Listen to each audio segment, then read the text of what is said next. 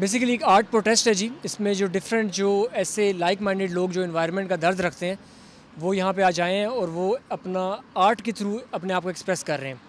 तो हम एक इन्वायरमेंटल आर्ट को, सस्टेनेबल डेवलपमेंट को प्रमोट करने के लिए यहाँ पे आज इकट्ठे हुए हैं ताकि जो भी कंसर्निंग अथॉरिटीज़ हैं उन तक हमारा मैसेज पहुँच जाए। हुकूमत या हम कंसर्न इदारों को ये बता सकें कि एम्बेसी रोड की एक्सपेंशन जो है वो एनवायरनमेंट के लिए बहुत बड़ा एक थ्रेट है। ऑलरेडी इस्लामाबाद में एनवायरनमेंट और डेवलपमेंट के नाम पे बहुत ज़्यादा जो है वो दरख्त काट चुके हैं लोग।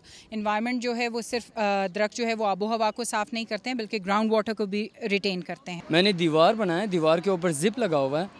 सो दीवार के पीछे जो है ग्रीनरी है। सो जिप बंद हो रही, इट मीन्स कि हम लोग कंस्ट्रक्शन कर रहे हैं और नेचर का ख्याल नहीं रख रहे हैं। सो मैसेज मैं ये देना चाह रहा हूँ कि लेट्स जस्ट अनजिप दैट, ठीक है, और let's just save the nature.